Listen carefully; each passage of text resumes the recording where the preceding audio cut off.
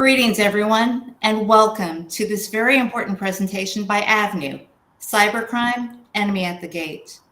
As technology advances, so have the skills of hackers and data miners who have become more sophisticated and malicious, using a variety of methods to gain access to your network. At Avenue, we're dedicated to serving state and local governments, and we're pleased to bring you meaningful content that can help give your jurisdiction insight, things to consider, and steps that can be taken to be better secured. My name's Corinne Acock, and I'm on the marketing team here at Avenue, and I'll be your moderator. Today, we're going to cover the most common methods used to access a network, how to know when you're being attacked, how to stop an attack, and how to restore and recover data if you're ever attacked. We'll also cover a case study of a U.S. city that was attacked. Now for today, our Q&A session will be at the end of our presentation, but we'd like to capture your questions along the way. So please submit any that you have using the chat feature on the right-hand side of your video. Now, it is with great pleasure that I introduce our presenters. First, we have Mike Poth, Avenue Senior Vice President of Delivery and Customer Support. Mike has extensive experience in transforming and optimizing solutions for federal, state, and local governments. He also served as the CEO for the First Responder Network Authority, born out of the 9/11 Commission, and was responsible for building a $60 billion wireless network designed for public safety so that first responders could communicate without interference due to high volumes of commercial traffic.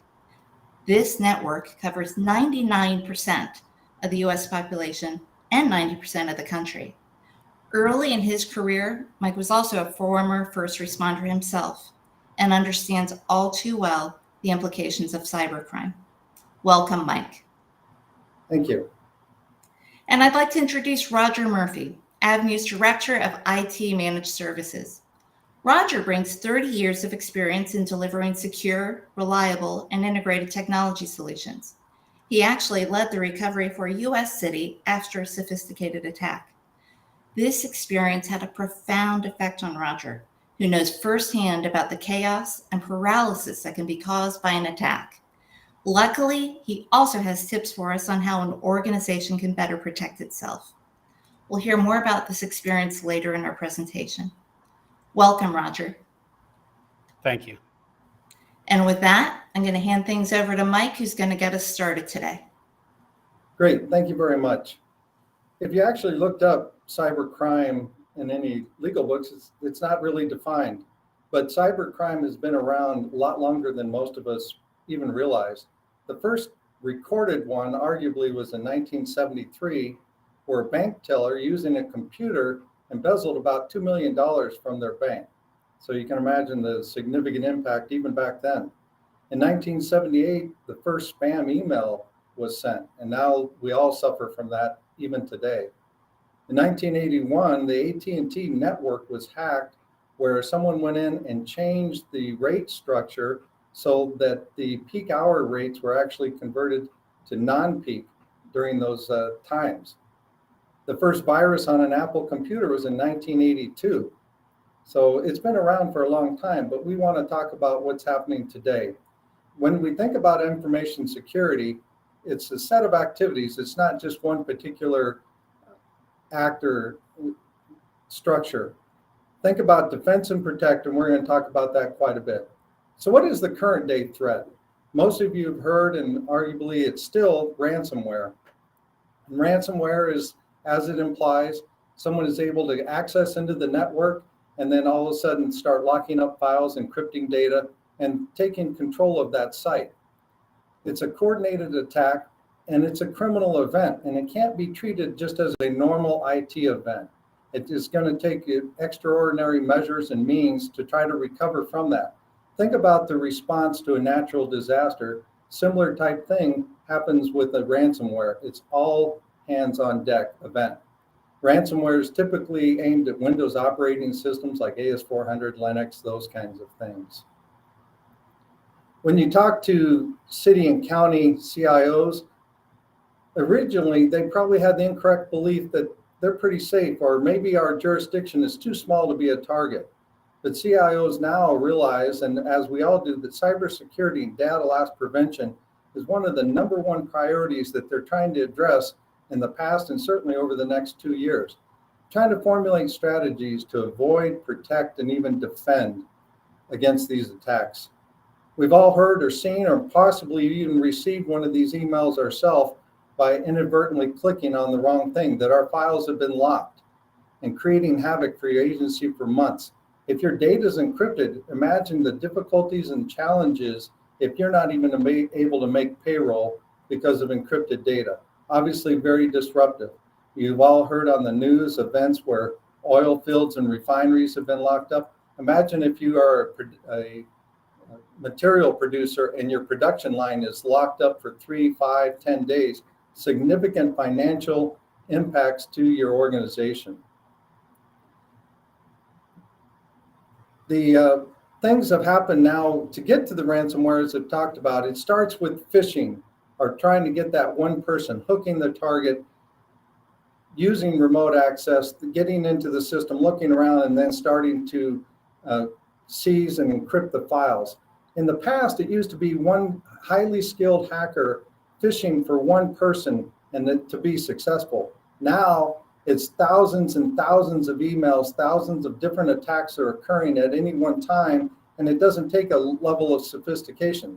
I always kind of equate it to fishing. So you have the one fisherman that's very successful and skilled, they're only landing one fish at a time. Now they have the ability to cast a huge net to see how many fish they can get. And if they only catch 1 or 2%, that still can have a significant impact. Just imagine the impacts across the country with that kind of a conversion rate.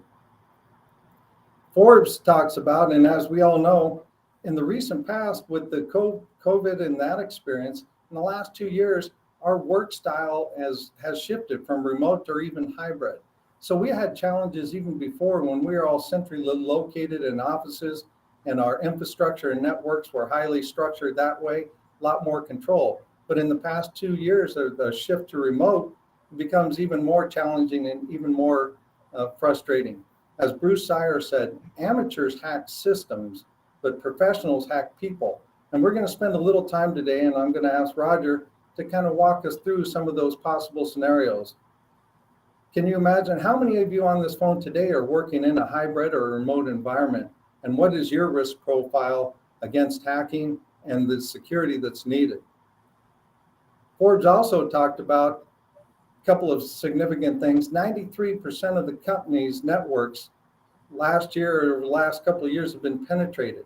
32% of the victims actually that had their systems frozen or encrypted, they actually paid the ransom. And even with that, they only were able to recover about 65% of the data. So not a real good return. And most people would say, I don't want to pay the ransom, but when you're faced with the dilemma of, do I return to production? Do I make payroll? Do I get back to serving the citizens? It's quite a quandary that most of us never want to be involved with. You know, as that saying goes, there's two types of organizations, those that have been hacked and those that will be hacked. So those that have been hacked and those that will be hacked, those are not words that any of us on this presentation want to hear today. So let's shift gears now and have Roger take us through 3 important questions, with the first being, would you know you're being attacked? We know it's not as easy as it sounds. Roger, over to you. Thank you, Corinne. This is an important question. Do you know you're being attacked? When we ask it, we usually get one of 2 answers. We have good measures in place and we think we're okay, or a variation of off the record, we're not sure. One way you can tell, and certainly not the best way, is by the type of service desk calls that you're taking. Do you have reports at the help desk that your employees or the citizens can't get to certain website addresses or to files, or employees are calling saying, hey, I can't log into my computer? But by then it's too late and you're really in trouble. The best way is to have cybersecurity software in place that's monitoring the environment, taking the appropriate actions real time. And my question to you would be, do you have this capability, and can your cybersecurity software do this? Another way to know if you're being attacked is through your employees. Mike already mentioned that employees are targeted, but do they understand that they can be targeted? Cyber criminals are using email more and more, and they're becoming more sophisticated in these email attacks, and they're becoming quite clever at evading detection. Technology alone is only marginally effective at stopping these type of threats, so it's up to all of us to educate the workforce. Email is a gold mine of information, and for most organizations, it's also at the core of authentication in the organization. So once those credentials are stolen, the sky's the limit for the attackers. I'll share a true story with you. I have a colleague that runs a city in Southern California, and he called me up one day and said, we had someone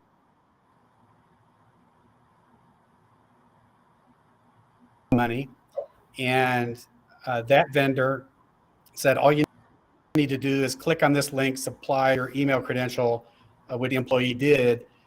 Once that happened, the hacker had access to their credentials.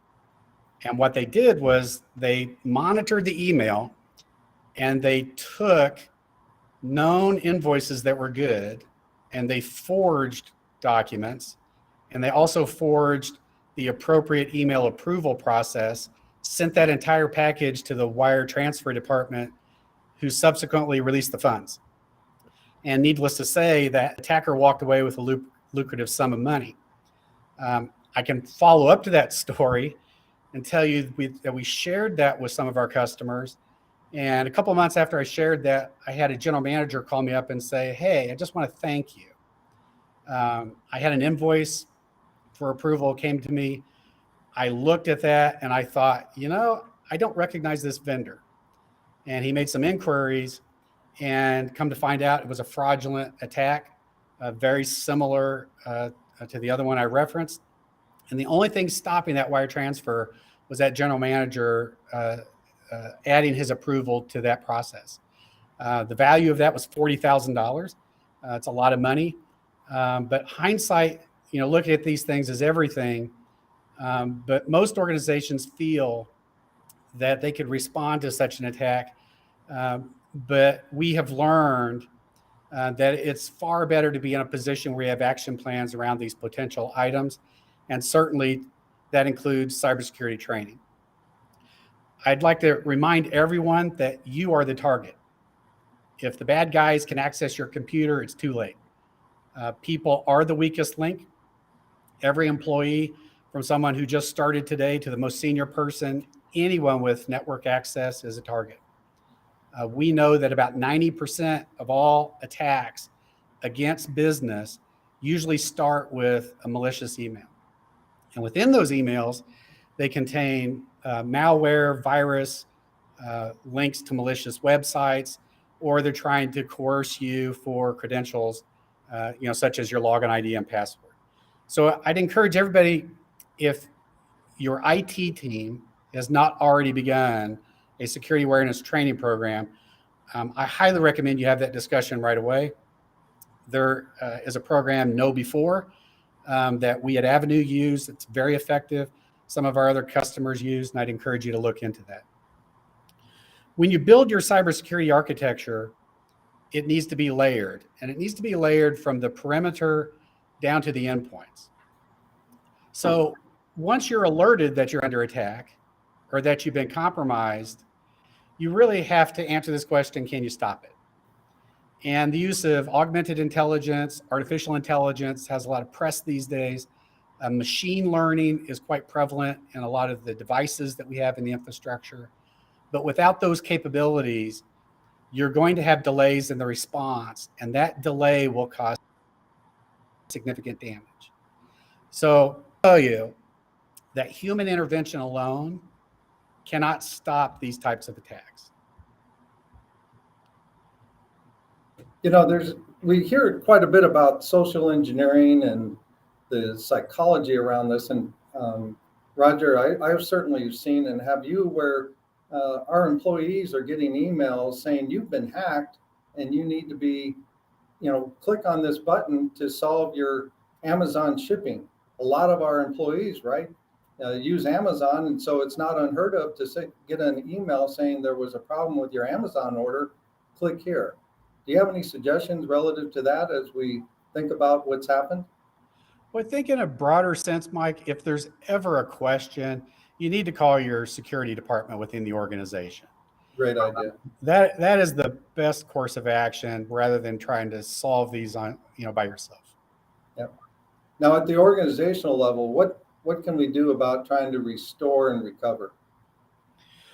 Well, that's a great question. And I think it's predicated upon this idea that the first two things we talked about are not 100% foolproof, right?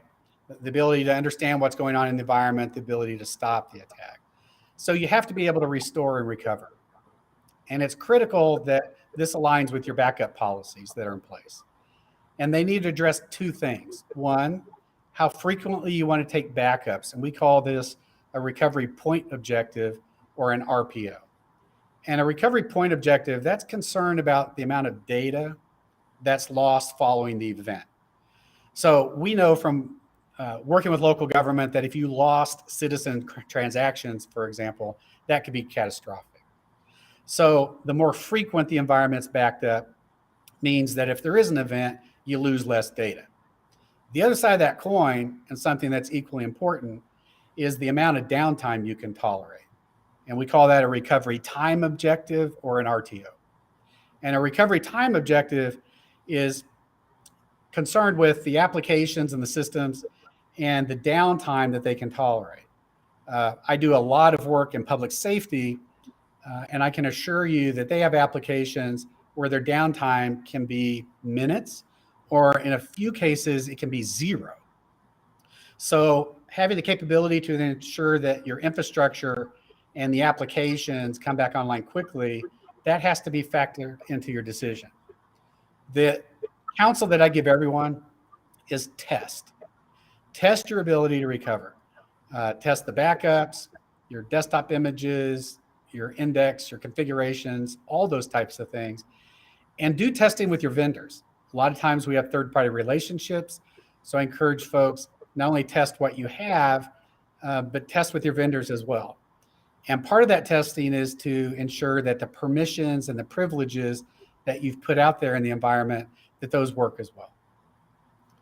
I think that's an important point because, our customers, everyone on this call, they actually have their end customers are depending on them to be successful in the execution. You mentioned public safety, and the critical nature to be able to have access to systems and data to be able to answer those emergency calls is absolutely significant. I'd like to now talk about a city who thought they were prepared. There was a TrickBot virus that was the Trojan horse for the ransomware, and that gets on your computer disguised as something harmless. It's usually an attachment as part of an email. And in this case, it was a PDF document that was attached to an email. And when the individual clicked on that PDF, it downloaded the Ryuk software, and the attack began. So in our case study, the malware they entered was through this harmless PDF that had a vendor that someone recognized. So I'd encourage all of you to think about this idea. How many of you have been tempted to open, or you've opened a familiar item without really checking to see the validity of that document? In the timeline of the case study, when we were there, we do know from studies that criminals are in the environment up to about 45 days on average. The reason this case study is important to understand is all the damage occurred within 13 hours. The attacker logged in 3 times overnight before really launching the attack. They started that process when everybody was going home. So that told us a lot of things, right? That they'd been in on the periphery of the environment. They were watching, and they knew when folks went home at the end of the day, and that's when they started this coordinated attack. The other thing that was interesting about this was that the security measures that were in place attempted to quarantine the virus, but they couldn't do it. And the reason they couldn't do that was because this was a 0-day event. And a 0-day event by definition is where we have malware or a virus that's in the environment that's never been seen before. And we know that the criminals have become quite clever and they're modifying the code. So, there are some 4,000 attacks each and every day across the world. So as they get feedback, they say, hey, we need to modify this so we can evade the security measures that are in place. And that's what happened here. As I mentioned before, this is one of the key reasons why you have to be able to restore and recover. The measures don't always work. The malware began replicating to the servers. Encryption began. Alerts went to the operations center. That operations team had a shift that came in at 5 a.m. in the morning. So they saw these alerts, and based upon what they saw, they made the decision to shut everything down in the data center, which they did. Shortly after that, they received the ransomware note. Within 24 hours, there was a citywide alert sent to all the leadership. There were management and team meetings. The emergency operations center was stood up. Really, it was an all hands on deck moment, and assessment of the damage began. The first 6 days, we had a team of about 50 people there to assess damage, prevent further infection, collect forensics, and to address changing priorities. And I'm going to talk about priorities a little bit later, but that's something that is a significant challenge in the moment. After that, days 7 through 12, there was a safe environment built so we could place things in quarantine, interrogate those items, do forensics. And then days 13 through 50 were all about recovery. I don't want to suggest that everything was recovered in 50 days. It was not. The preponderance of the environment was recovered, but there was fallout for months after that. So what happened in 13 hours? What was the impact? 80% of the servers, 46% of the desktops, 20% of the data. What that translated into was most of the applications would no longer function. And that meant services to the citizens stopped. So you need to consider, what's the impact to your jurisdiction if you had that type of damage? What does that look like? Cybersecurity experts, since the pandemic began, we know there's at least an 800% surge in cybercrime. I mentioned there's some 4,000 cyber attacks occurring each and every day. No one is safe from the surge in cybercrime. Hackers today, they have their sights set on everything from personal information to government infrastructure. So if we're going to move forward in this heavily digitized economy and society, then we have to have cybersecurity measures in place that make all of our digital interactions safe. It's not a common skill set for IT people to deal with criminals. It's a hostage negotiation. They have your data, your applications, your services hostage. It is so prevalent. There are boutique firms that exist out there in the environment that will help you negotiate. It was an experience for me to work with a law firm who specialized in dealing with extortion cases and being the go-between between our organization and the criminals. What you need to understand and what was learned in this situation is that the criminals have leverage, right? They have time on their side. They research and they watch the recovery. It was fascinating to me to be on phone calls with the criminals, and they would say, you're not as far along in your recovery as you said you were. And we believe that because we've been logging on to your websites. We're logging on to different services within the city, and they're not available. So they're very clever about deception. They understand liability and responsibility. And for you, you're going to have to figure out how you want to deal with them in the most effective way. When you have such a diverse team put together, I talk with everybody about the management challenge of recovery. We have different ways that we manage, right? There's authoritative, that way. There's managed by consensus, and there's other ways we can use our power. But you have to set a tone. And that's critical when you consider this type of recovery. This is a 24/7 event. It's going to go on for months. And governance, at least our definition, is the definition, how decisions get made. You're going to make decisions using your authoritative power that are not perhaps popular. So restoration of service is the goal, but that tone you set with the organization and how you're going to operate day to day is critically important. And then right behind that, there's policy, architecture, operations. And those discussions need to happen immediately because you have to know which direction you're going to go, because you have to communicate that direction to your team. So in this case, we had those discussions, and we had the insurance company in the room, other security consultants, lawyers, emergency responders, state agencies, other vendors, suppliers, and last but not least, all the political leadership, of those government agencies. And everyone will have an agenda. Everyone will have a priority. My encouragement to all of you, and one of the lessons learned from this, was to recover as is. Don't try to change things on the fly. If you do, those new paths you take can lead you to undiscovered and unplanned challenges. The other thing that we learned is the cloud's not the answer to everything. So, you need to stop and think about this, right? That in a 13-hour period, a large U.S. city had most of its services stopped by a state-sponsored attack. And what would that look like if it happened to your organization? I also want to talk about the staff. I mentioned it's a 24/7 event. One of the best ways you can take care of your staff during this, and a lesson learned, was to keep them informed, and by having one source of truth. We established the Emergency Operations Center. That became the source of truth. Stopped a lot of the rumor, speculation, those types of things. The other thing that we did was we bought the team lunch. It improved morale. It was part of our team building. It saved us a lot of time.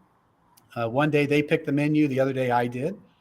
But the point was we were certainly invested in their needs. We wanted to make sure they took breaks. There were times, I personally kicked people out of the office to say, you've been working, 2 days without sleep. You have to get out of here. And we focused not only on the individual, but on their family. There's tremendous disruption and sacrifice occurring by the employees and their families during this recovery. You have to thank them, certainly be sincere about that. We gave out countless gift cards, for dinner and a movie, those type of things to recognize efforts. And I think the other thing to consider, and I use baseball as an analogy, if you're a baseball fan, right, there's no expectation the pitcher is going to pitch all 9 innings. That may happen due to a special circumstance. But this team is very similar to that. You should not have the expectation that they're going to work 24/7 indefinitely and get to the end of this. So think about, who do you have as backup? Who can you bring on? Who might you bring in to help bring closure and keep the momentum? And lastly, I'd encourage all of you that when you get close to that final recovery, push the organization to the state you want it to be in. If you want it to look like business as usual, make it that way. We had a great day where I called the whole team together and say, this is the last day I'm going to buy you lunch. We all laughed about that, but I said, you know what, we're going to get back to business as usual. We're going to clean up the environment, get back to a regular meeting cadence, really appreciate everything everyone's done. But this phase of the action is completed. Wow, that's a lot of work. And as you were talking, you talked about 50 people. Well, what were those 50 people's day jobs prior to this crisis, right? So they got pulled off their primary responsibilities and the impacts to the organization just even that way when they're responding to this type of thing. Yeah, that's a good point, Mike. One of the things for everyone to consider is that anything that you have in your project pipeline stops. And the impact on that can be years, depending on timing of capital investment and some of the other things. But certainly there are downstream impacts by redirecting staff to do other work. Right. Well, we've spent the first 30 minutes, kind of framing the issue and discussing some of the impacts.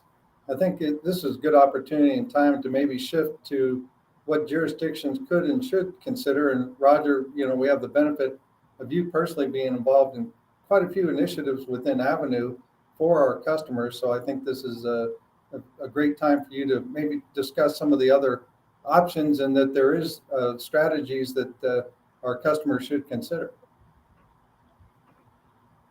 Yeah, thank you, Mike. We met with a customer of ours, and I'm not going to read all the comments on the slide here, but the fundamental position was, I said over time we got into a position that we didn't really intend to get to, and we had to have the right partner with the right skills, experience, and capability to help us move forward in a very structured way. And that way that we talked with them about was a holistic approach to security. And that really starts with understanding the goals of the organization, right? And if you understand what the organizational goals are, then you can in turn look at all the policies that support that. And our approach is to say, use those two building blocks to then perform a forensic interrogation of the environment. And then we can analyze how is the infrastructure, how are the applications supporting your policies, how are they compliant, how are they supporting the goals and objectives of the organization, and should something happen, right, what are the vulnerabilities and what would recovery look like? And that led to a host of recommendations. And Roger, you may want to cycle to the next slide. There you go.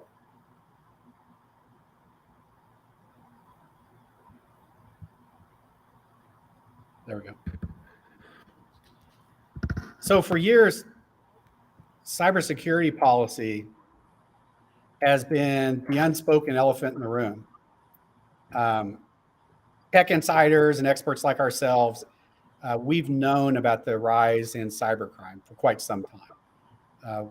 We understand that business and organizational leaders have all too frequently postponed discussing the threat, formulating policies necessary to mitigate it. There are some statistics out there that show some 7 in 10 organizations are ill-prepared for a cyber attack. And we also know, though, that the coronavirus pandemic changed all that.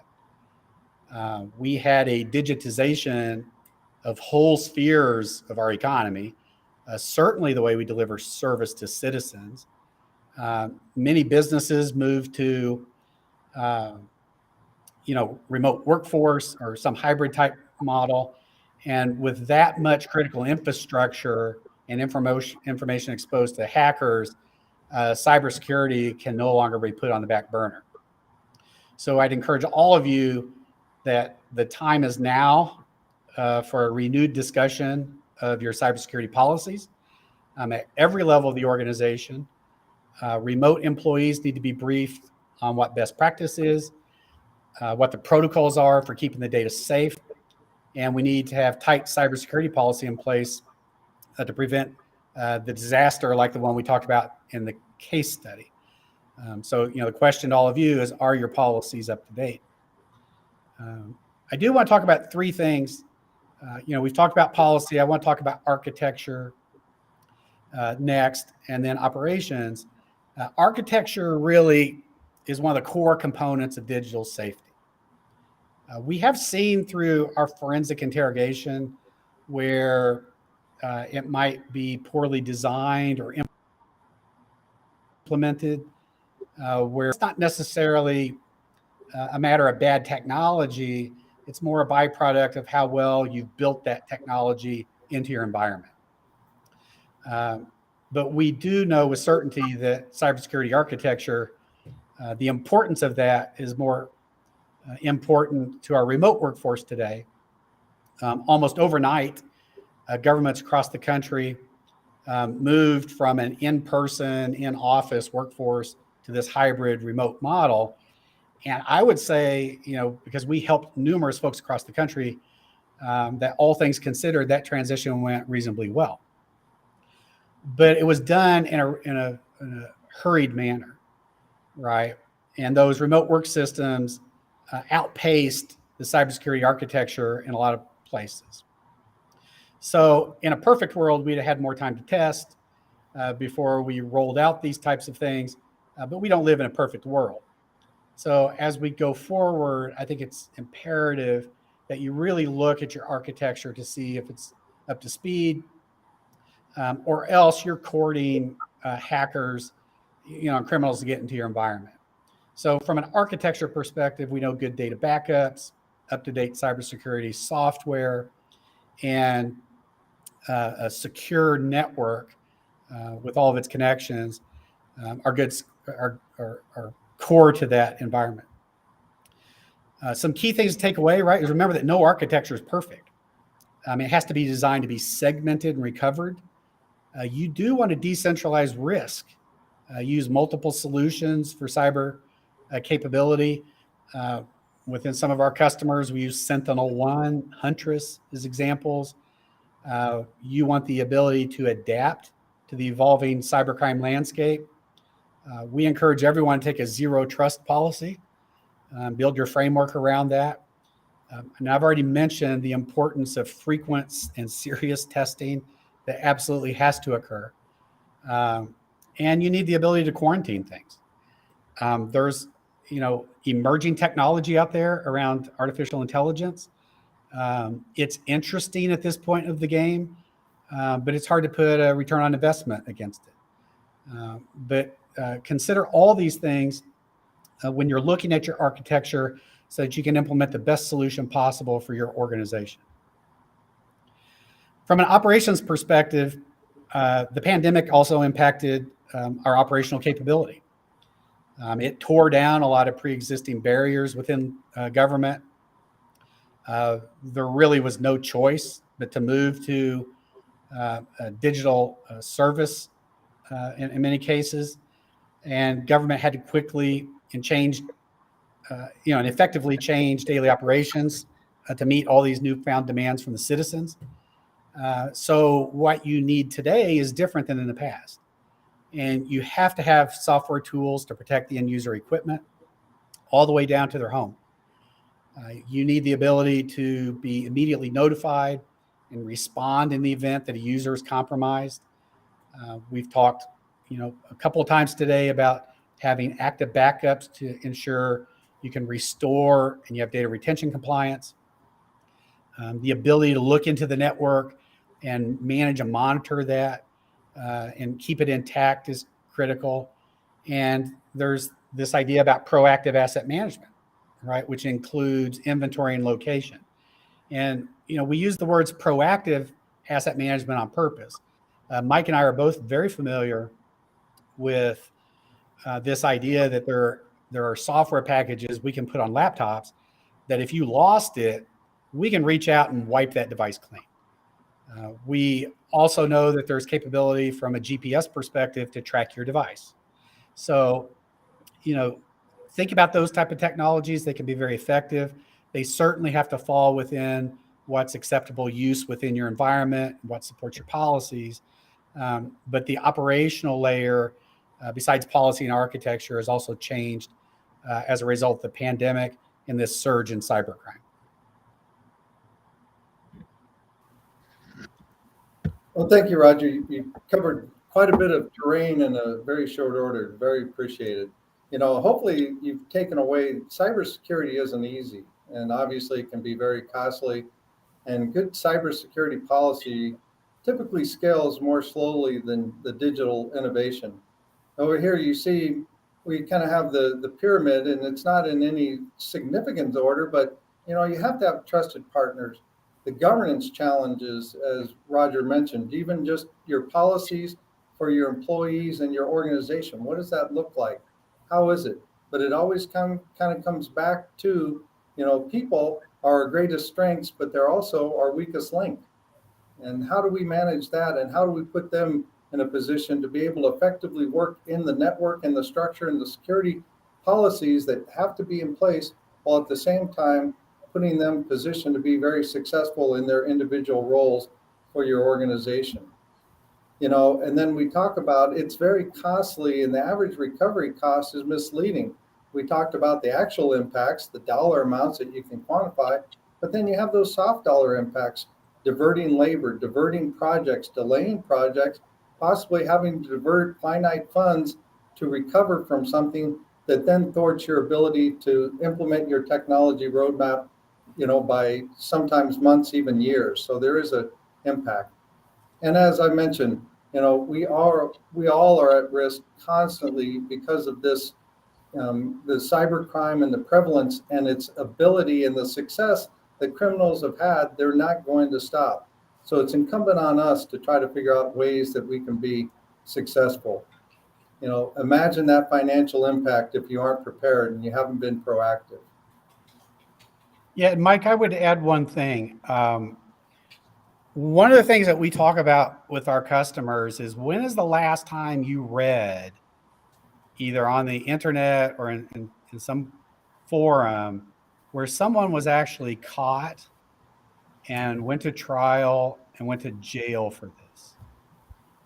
And besides Edward Snowden, right, there are very few examples out there that are high profile enough to get national attention, right, where we talk about cybercrime. Yeah, So, absolutely. so to Mike's point, it's a criminal enterprise that's performing this, but we don't see the impact on holding them accountable. So these measures that are in place that we've talked about today are critical. And that's a critical item to consider, because we don't see anything slowing them down. Yeah. When you think about it, it's no longer the individual person sitting in their bedroom hacking into a system, creating havoc. These are, as you pointed out, criminal enterprises and organizations, almost, call center type operations that are going after both individuals and organizations. So there's a lot of energy and effort by the criminals to try to impact all the organizations that we're responsible to support and try to help, and all of our end customers that are relying on government and the agencies to provide those critical systems. We're very appreciative of all of you on this call. We take great pride at Avenue trying to work in collaboration and try to provide information that we think is relevant. We understand and appreciate that your mission and service to your end customers and your systems are critical to that end, regardless of your role within that organization and the specific function. Our customers and our citizens are counting on you all, and you should count on us to be able to do everything we can to support that.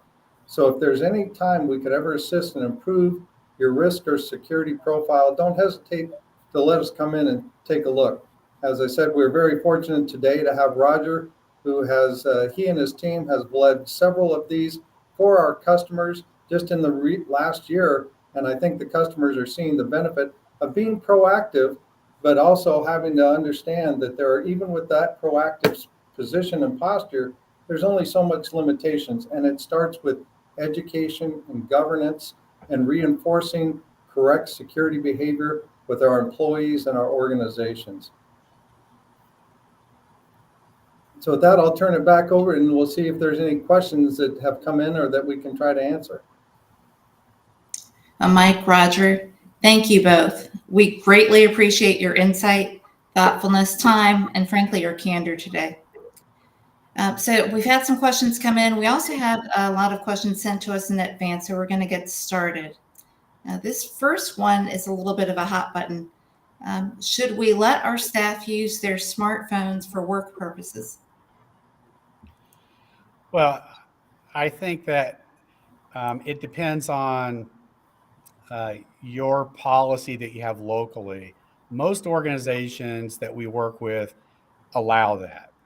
And it brings into play a couple of components. One is mobile device management. how are we going to manage that device? And the second one is mobile application management, right? How are we going to protect the data in the application that's on that device as well?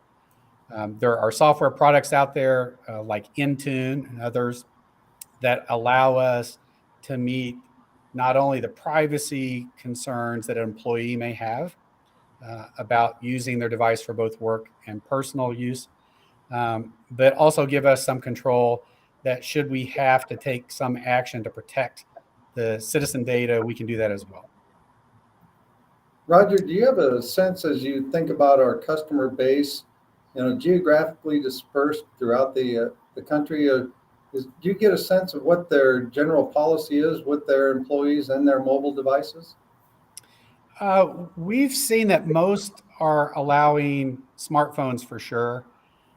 Beyond that, I think folks are moving away from a bring your own device model, which was very popular a few years ago, to saying that if you want a different device than the standard, like a tablet or an iPad or something like that, that we'll provide that for you, right? And then we'll manage that. And I think a lot of that's just driven by the fact that, those products have become so commoditized that the price point is such that, it can be done in a much safer manner than by allowing, everyone just to bring whatever they have into the workplace. Thank you. This next one. Do we need cybersecurity insurance? And if so, how much coverage would be enough? I'll take the first part, and then maybe Roger could answer. When I think about the cybersecurity insurance, there's certainly the monetary aspect, right? The financial recovery and all those kinds of things. But it also comes to mind, what is your insurance policy, not in the sense of financial, but do you already have provisions in your operations, in your governance, in your policy to have access to professionals to support you in these times of crisis? Do you already have contractual relationships lined up with companies that can come in on a moment's notice to help you resolve if you're under attack or have systems encrypted? If you don't have that insurance policy, by being prepared, how much is that monetary going to be able to help you also? Roger, what are your thoughts? I think there's a couple things. In the case study, we had the insurance company in the room with us. And we were shocked because the city, had this insurance. They only had a $10,000 per event policy. That's certainly not going to cover this type of damage. So I think the first thing I would encourage everyone to do is go get your policy and see what the limits are. It's common these days for us to see up to $1 million of coverage per event. That seems to be, an industry number that's out there. But at the same time, I think you need to evaluate what would the impact be.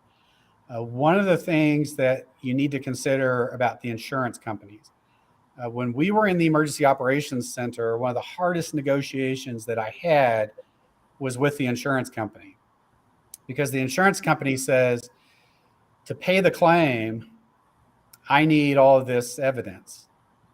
So if you remember the statistics, right, 80% of the servers, 46% the desktops, 20% of the data, the insurance company said, we want all of that. And The you can physical imagine, asset, the actual asset. the actual asset. So Wow. you can imagine the uproar, within the city about that. We negotiated successfully to say, we will give you the disk drives and the memory, but please let us keep the physical asset, because we can replace those components and get you back into production much quicker than if you take everything. And although I can't give you exact numbers, we're talking hundreds of devices, right? So that's another thing to consider in your policy. It's not just, as Mike said, these unintended costs or things you haven't considered or the limits, but it's also the behavior of the insurance company and what will their expectation be. We had state agencies with us and there were combative discussions or uh, emotional discussions, I'll say, between the insurance industry's experts and the state's experts and the feds and our experts, right? But ultimately, it's much better to know before you all get in the room what those expectations are going to be than to find them out real time when you're dealing with the problem. Makes a lot of sense. All right. This next question is around about nation-sponsored hacking activities. Are there steps to prevent certain countries and IP addresses from being able to access U.S. interests, including preventing them from spoofing their IP addresses with VPNs? So I can say that there was a cybersecurity task force that came out about a year ago in April. It's designed to deal on the international stage, with the surge in cybercrime. But there are really no measures outside sanctions, right, where we as a country would sanction someone for their behavior. There's a lot of hacking that occurs on a daily basis, attempted hacking, that's continuous. So in the case study that I talked about, we knew exactly what house they were in and in what country, but we couldn't touch them. So, that's incredibly frustrating, even though you may be working with Department of Homeland Security, Department of State, where they know these things are out there, but your recourse is very limited. There are some technical steps that you can take to protect your network. There are better tools out there now to prevent, spoofing, ghosting, some of the other things that occur. But from a international perspective, that's a political problem. And, I think it goes back to one of the core messages to all of you today is you have to be prepared to restore and or recover your environment, because any of the other measures that we put in place are not foolproof. Mike, do you have anything to add? How would they, I think you point out some good things. How would our customers do a little more research into what is available? What other tools and information that they might want to consider to put into their operations? Any suggestions? Well, I think part of it really starts with this idea of doing an assessment, right? And we do a lot of those. I'm certainly open to talk with anybody on the call here about our capabilities. As I've mentioned, we do take a holistic approach to it, and I believe we ought to solve a problem. And that's as a technologist, that's where I start.